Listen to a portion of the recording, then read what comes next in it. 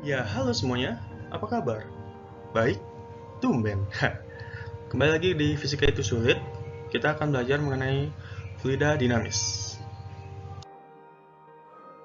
Fluida dinamis, apa sih fluida dinamis? Ya, temannya fluida statis, yaitu fluida yang sedang bergerak atau mengalir.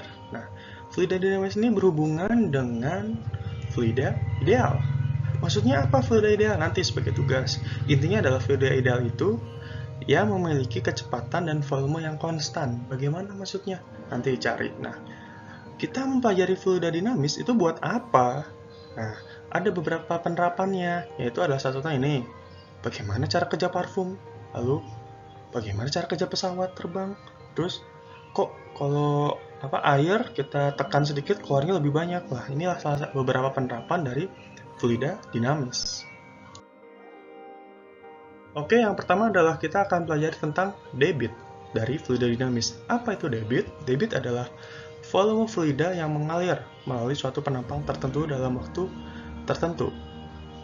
Gimana contohnya? Sabar, nanti akan saya lihatkan dulu rumusnya. Rumusnya adalah Q sama dengan V per T atau sama dengan A kali V. Loh, kok V-nya ada dua? Nah, V yang dibagi T ini adalah volume dan V yang dikali A ini adalah kecepatan. Gimana sih? Ya, ini nih keterangannya nih.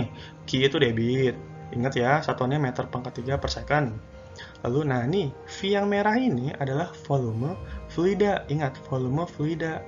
Kalau kalian di soalnya ada volume fluida, maka dibaginya T, yaitu waktu. Tapi kalau di dalam soal diketahuinya adalah luas penampang, dikalinya adalah kecepatan fluida, yaitu V yang satu lagi, yang warnanya hijau. Oh gitu, lalu penerapannya apa? Penerapannya adalah ini. Hah? Apaan? Cuci tangan? Bukan cuci tangannya, tapi air yang mengalir pada keran. Banyaknya volume air yang mengalir dalam tiap waktu tertentu itu adalah debit gitu. Jadi air yang mengalir pada keran itu disebut dengan debit dengan waktu tertentu. Baik, masuk ke persamaan kontinuitas dari debit. Apa sih persamaan kontinuitas? Sebenarnya secara garis besar adalah ini. Pada fluida yang tak termanfaatkan, maksudnya kecepatan fluida itu di setiap detik itu sama, hasil kali antara kelajuan aliran fluida dalam suatu wadah dengan luas penampang wadah selalu konstan. Maksudnya bagaimana? Oke, ini konsepnya. Misalkan ada aliran fluida yang mengalir pada pipa seperti ini. Aliran fluida yang pertama masuk ke luas penampang 1 dengan kecepatan fluida 1. Lalu dia mengalir, lalu keluar di luas penampang 2 dengan kecepatan fluida yang kedua. Ya kan? Nah, misalkan dalam waktu tertentu massa air yang masuk itu segini, maka massa air yang masuk segini ditentukan adalah delta S, yaitu adalah kecepatan fluida pertama dikalikan waktunya, itu massa si fluida di sini. Lalu kalau di sini gimana? Di waktu yang sama, massa fluida yang mengalir dari sini sampai sini, segini jaraknya berapa? Jaraknya adalah kecepatan fluida kedua dikalikan delta T. Jadi, perumusannya seperti ini. Massa jenis adalah massa dibagi volume. Kita ingin tahu massanya itu berapa, maka kita ganti massa sama dengan massa jenis dikalikan volumenya. Oke, ini satu rumus. Nah, selanjutnya, nah lihat, kita kan ingin mencari volume. Nah, volumenya itu kenapa A dikali delta S? Kenapa? A itu ada luas penampang. Lihat bentuknya, aliran fluida yang masuk segini. Itu adalah seperti tabung. Nah, tabung kan luas alas kali tinggi. Luas alasnya A, tingginya ada ini. Sejauh ini berapa? Yaitu adalah delta S. Delta S tadi itu adalah V kali delta T. Maka kita masuk ini, si V ini ke sini. Jadinya gini, massa sama dengan Rho kali A. Delta S-nya tadi kan apa? Kecepatan kali waktu. Ganti kecepatan kali waktu.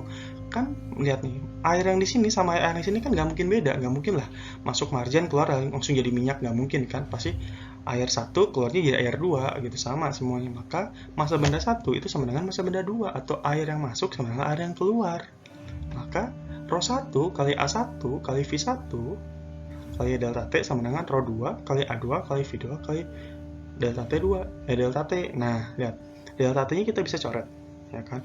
Karena airnya sama, maka Rho-nya juga kita coret, menghasilkan bahwa A1 kali V1 sama dengan A2 kali V2, atau ini ada rumus tadi, debit. Q1 sama dengan Q2.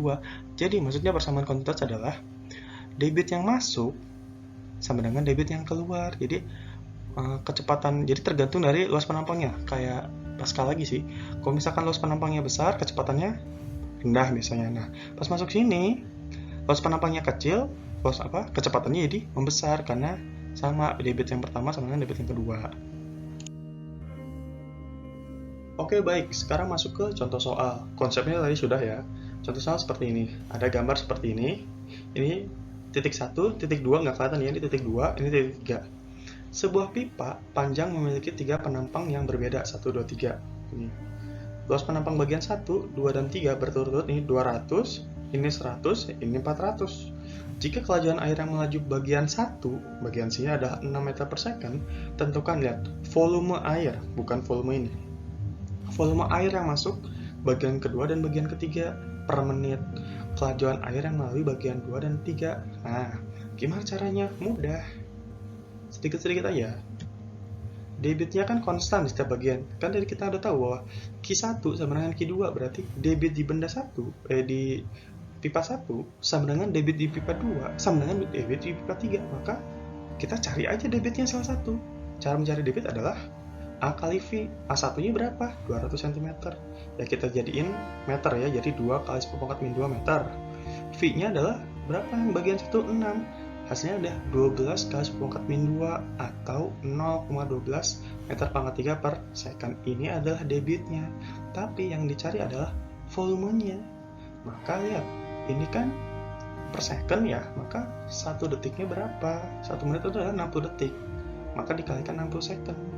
Hasilnya adalah volumenya 7,2 meter pangkat 3 begitu. Karena lihat, kan yang dicari volume air. Di sini kan debitnya ternyata 0,12 meter pangkat 3 per detik. Maka kalau dalam per menit, 1 menit adalah 60 detik, tinggal dikalikan 60. Kalau detiknya 2 menit ya 2 kali 60, 120 ya, 120 kali 0,12. Itu, ini adalah volume air yang melalui bagian 2 dan 3. Sebenarnya volume airnya total segini, dari 1, 2, 3 segini.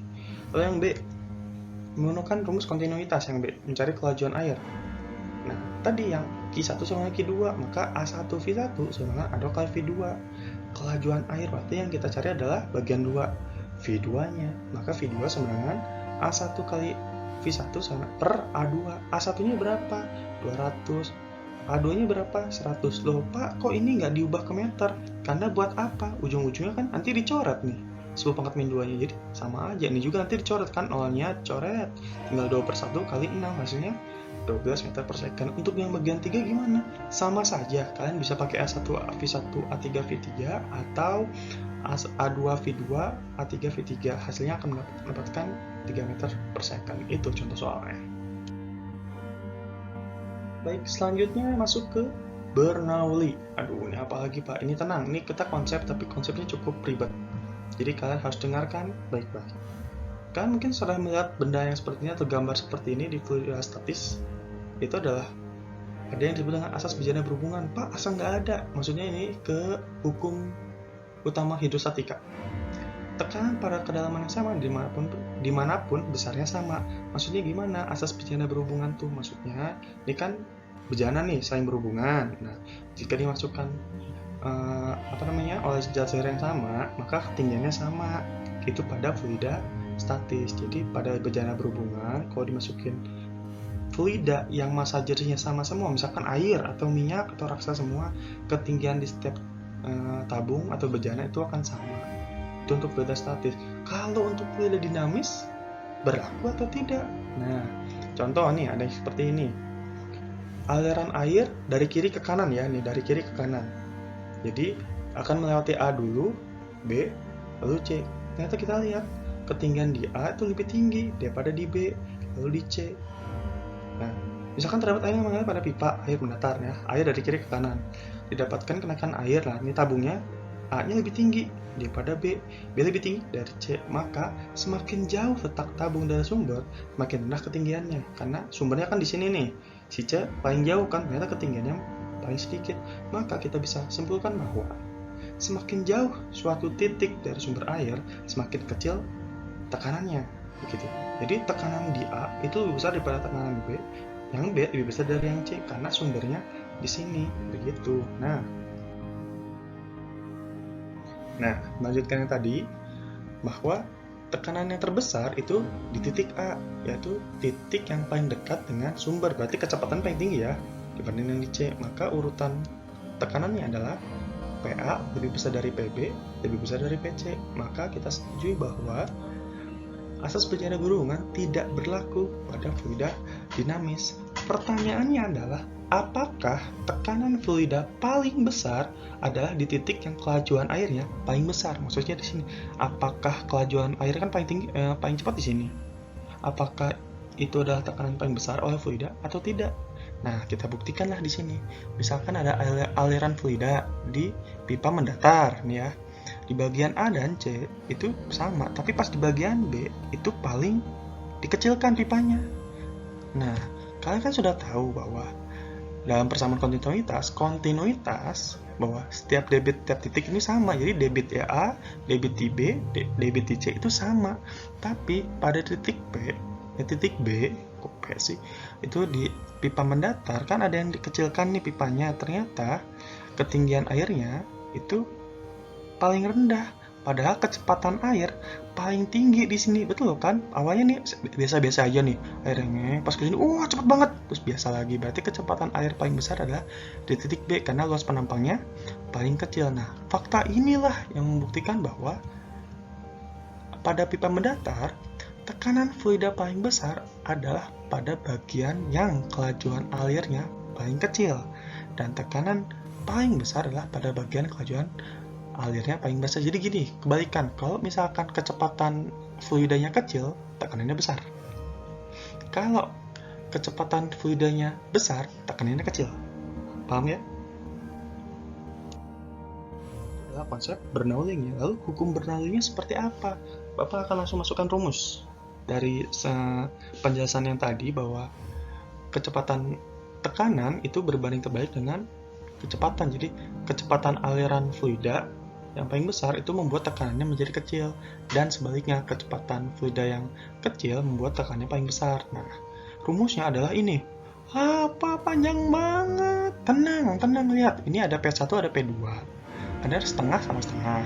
Ada rho sama rho, V sama V. Ini sama sebenarnya, ini cuma bagian ke satu, ini sebenarnya bagian yang kedua. Kayak yang tadi aja.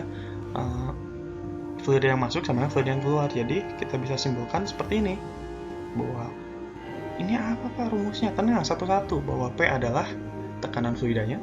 Nah, di sini ada rho adalah massa jenis fluidanya. Di sini ada V adalah kecepatan fluida, dan G adalah kecepatan gravitasi. Oh ya, satu lagi, H ketinggian fluida. Nah, hukum Bernoulli berkaitan dengan ini semua. Jadi maksudnya hukum Bernoulli itu apa? Maksudnya adalah jumlah dari tekanan, energi kinetik persatuan volume, ini rumusnya, dan energi potensial persatuan volume, ini rumusnya, memiliki nilai yang sama atau konstan pada setiap titik sepanjang suatu garis. Begitu. Jadi hukum Bernoulli itu begitu. Nah, pada hukum Bernoulli itu ada dua kasus. Itu adalah kasus pada fluida statis, karena kita tahu fluida statis itu pasti diam, berarti dia nggak punya kecepatan. Rumus yang panjang ini berubah jadi sekecil ini. Lupa kok bisa berubah, kan nggak, kecepatannya sama dengan 0, berarti bagian yang V-nya ini dihilangkan. Lalu ini dipindah-pindahkan saja, hasilnya seperti ini. Lalu untuk kasus yang kedua adalah pada pipa mendatar di fluida dinamis. Tidak terdapat perbedaan ketinggian, kan pipanya mendatar, maka H1 sama H2-nya hilangkan. Hasilnya seperti ini, gitu. Pak, jadi saya nggak ngerti. Ya udahlah, nggak apa-apa. Baik, kan tadi sudah ada konsep Bernoulli-nya, lalu udah Bapak kasih rumus Bernoulli-nya, hukum Bernoulli, maka kita masuk ke contoh soal. Contoh soalnya simpel sebenarnya, kayak gini dong. Bentuknya ada tabung, bukan tabung ya, pipa mendatar. Pada gambar samping pipa silindris diletakkan mendatar, lihat, pipa mendatar berarti ya. Diameter A 4 cm, diameter B 2 cm. Kecepatan air di A 3 dan tekanannya 10⁵. Tentukan kecepatan aliran air dan tekanan di B. Bagaimana caranya? Tenang. Diketahuinya apa dulu? Satu-satu aja. DA maksudnya diameter A, benda A 4 cm. Diameter benda B 2 cm. Kita masukin ke meter semua. Tekanan di A 10⁵. Rho-nya, rho itu adalah massa jenis, itu 1000 kg meter pangkat 3. Lalu VA-nya atau kecepatan di B benda A atau diameter A, luas penampang A itu 3. Yang ditanyakan ya, lihat kecepatan dan tekanan, berarti VB dan PB. Caranya gimana? Caranya gini, satu-satu aja. Kita ketahui bahwa debit A sama dengan debit B, maka Ki A sama dengan Ki B. Kita masukin aja satu-satu. A adalah luas penampang, dan penampang berbentuknya apa? Lihat, berbentuknya lingkaran kan luas penampangnya. Ingat, luas bukan volume. Luas penampang berbentuk lingkaran. Maka kalau kita ketahui diameter, luas lingkarannya adalah 1/4 VD pangkat 2. Apa ribet, tenang. Kalau kalian pengen ubah ke jari-jari juga enggak, tapi Bapak tetap seperti ini. Maka kita ganti ya, AA VA sama dengan AB VB. Kita ganti si A nya adalah 1/4 Pi DA kuadrat kali VA sama dengan 1/4 V DB kuadrat kali VB. Pak, liar, tenang. Ini 1/4 Pi dicoret. Iya, dicoret. Jadi tinggal D sama V. D-nya adalah 4 kasih pangkat min 2. Ya, masukin, dikuadratin. VA-nya berapa? 3, masukin 3. Sama dengan DB-nya berapa? 2 kasih pangkat min 2, masukin pangkat 2. Kali VB. Nah, kan kita nyari VB-nya, maka VB-nya bisa didapat. Adalah ini, 12. Selesai. Dikalikan dulu nih ya, 10 pangkatnya kuadratin. 4 kali 4, 16. 10 pangkat min 2 dipangkatin jadi dikali 2 kan 10 pangkat min 4. 16 kali 3 dibagi 4, hasilnya 12. 10 pangkat min 4, 10 pangkat min 4 coret. Selesai. Itu baru VB. Pak, mana Bernoullinya? Belum. Nih, baru Bernoulli. Untuk menjawab PB, kita menggunakan rumus Bernoulli. Dan panjang saat seperti ini. Ya ampun, Pak, panjang banget. Lihat, pipa mendatar. Berarti kita nggak pakai yang H. Pakai kasus 2. Nah, rumusnya ini. Yang panjang ini ProGH-nya nggak usah dipakai karena nggak ada ketinggiannya. Buat apa? Masukin satu-satu aja. PA-nya berapa? Tadi 10 pangkat 5. Setengahnya masukin. Rho-nya berapa? 1000. VA-nya kecepatan benda A itu 3. PB-nya yang kita cari setengah sama 1000 kali 12. Nah, ingat, ini nggak bisa langsung dicoret karena ini penjumlahan, oke? Kita masukin PB-nya. Pak, kalem. Nah, jadi kayak gini, tenang. Kan kita nyari PB nih, ternyata didapat bahwa 10 pangkat 5 minus, karena kan beda arah, beda arah, bukan beda arah ya. Setengah kali 1000 kali 12 pangkat 2 kurangi 3 pangkat 2. Nah, ini nih hasilnya akan menjadi 67500. Nah, pertanyaan adalah ini kan 10 pangkat 5. Ini nggak ada pangkat-pangkatnya. Gimana caranya? Nah, Bapak ubah jadi 6,75 kali 10 pangkat 4. Lalu ini gimana, Pak? Ini 10 pangkat 5 itu kan sama dengan 10 kali 10 pangkat 4. Nah, ini 10 pangkat 4, ini sudah 10 pangkat 4. Ini kan tadi diganti jadi ini ya, yang ini. Maka 10 pangkat 4-nya dia min. Jadi tinggal 10 dikurangi 6,75, 3,25. Udah. Begitu.